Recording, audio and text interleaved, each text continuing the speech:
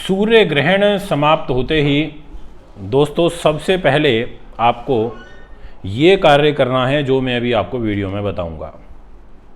ग्रहण शब्द से ही पता चलता है कि अच्छा शब्द तो नहीं है। अब यहाँ पर सूर्य देव से ग्रहण शाम को 6:32 पर हट जाएगा।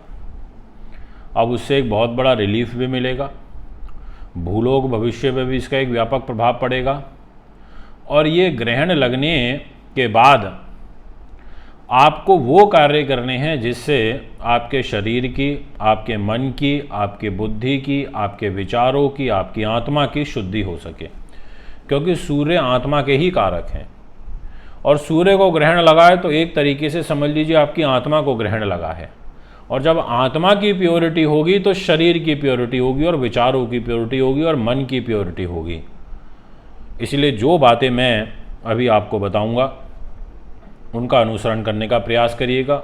समय कम है इसलिए फटाफट शेयर कर देना और लोगों तक मेरी आवाज़ को आप पहुंचा दीजिएगा, क्योंकि अब हमें एक दूसरे की एक साइकिल चेन के रूप में काम करना है।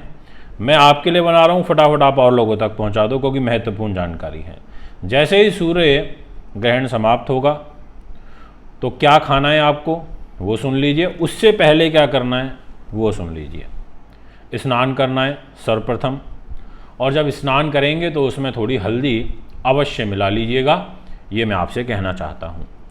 स्नान करने के बाद लाल रंग की जो चीज़ें होती हैं जैसे गेहूँ, गुड़ हो गया, तांबा हो गया, ऐसी चीज़, या लाल मसूर की दाल हो गई, ऐसी चीज़ का दान आपको अवश्य करना है। लाल फल का, अनार का, सेब का, ये दान आप निकटतम मंदिर में कर सकते हैं।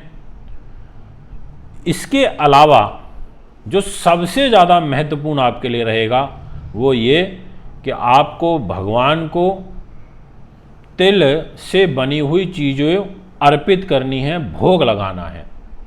एक बात अवश्य सुन लें ध्यान से, आपने जो अपने घर की मूर्तियों को, तस्वीरों को अभी ढका हुआ है सूतक काल में, इस ग्रहण काल में, उनको अच्छे से शुद्ध करके गंगा जल से मूर्तियों को स्नान करा करके घर में गंगा जल के छींटे डालने के बाद ही पूजा करनी है।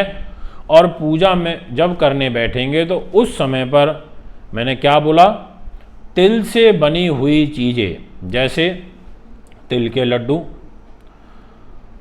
विशेष रूप से आपको अर्पित करने हैं प्रभु को, ये मैं आपसे कहना चाहता हूँ। और उसके बाद आप स्वयं भी इन्हें ग्रहण कर सकते हैं। ये हैं वो चीज़ें जो आपको करनी है। अपने पितरों का नाम लेकर के आप दान पुण्य अवश्य करिएगा, क्योंकि दान से दुआ मिलती है और आज तो दान करने का विशेष महत्व होता है। आप सोच रहे होंगे कि आखिर मैंने तिल का क्यों दान कराया या तिल का भोग क्यों लगवाया। इसका एक मैं रीज़न बताना चाहता हूँ। हमारा आयुर्वेद, हमारे शास्त्र, वैज्ञानिक स्वयं इस चीज़ को मानते हैं कि तिल का प्रयोग इंसान की मानसिक जो दुर्बलता होती है, जो कमज़ोरी होती है, जो मानसिक रूप से भ्रम रहता है, जो तनाव रहता है, जो डिप्रेशन रहता है, जो एंजाइटी रहती है, उसको तिल का सेवन करने से वह मानसिक भ्रम की स्थिति दूर होती है, इंसान निजात पाता है। तिल का प्रयोग इसीलिए भी किया जाता है कि ये बालों के लिए वरदान के रूप में साबित होता है। ऐसा कहा जाता है कि अगर आप तिल का सेवन करते हैं प्रतिदिन तो आपके जो बाल हैं वो झड़ना बंद हो जाते हैं। तिल का प्रयोग करने से चेहरे पर निखार आता है। तिल को दूध में भिगोकर उसका पेस्ट बनाकर अगर हम चेहरे पर लगाते हैं तो उससे प्राकृतिक चमक बढ़ती है। और ऐसे बहुत सारे नाना प्रकार के लाभ हैं जो तिल का प्रयोग करने से हम प्राप्त कर सकते हैं। अभी तो मैंने सिर्फ 3 की चर्चा करी, इसलिए आपको ये भोग अवश्य लगाना है। अपने पापों के लिए क्षमा मांगनी है। गर्भवती महिलाओं को भी ये उपाय करने चाहिए, अच्छा रहेगा। अच्छा सोचें, पॉजिटिव रहें, शाम को समय से सो जाएं।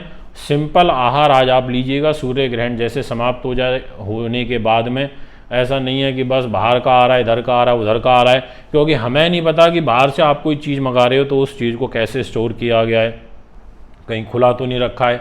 आप सब्जी मंगा रहे हो बाहर से कि चलो आज तो शाम को ऑर्डर करके बाहर से मंगा लेते हैं खाना, पता चल रहा है वो सब्जी दिन में ही काट ली गई थी, वो ओपन रखी हुई है, उस पर भी ग्रहण का विष फैला हुआ है। तो वो आपके लिए दूषित हो जाएगी, उसको खाने से आपकी आत्मा दूषित हो जाएगी। इसलिए बाहर का खाना आज कतई बिल्कुल भी मत मंगाइएगा। अगर आप मेरी बात से सहमत हैं तो मेरी आवाज़ को दूसरे लोगों तक पहुंचा देना। दोस्तों प्रणाम, नमस्कार, अपना ध्यान रखिए, स्वस्थ रहिए।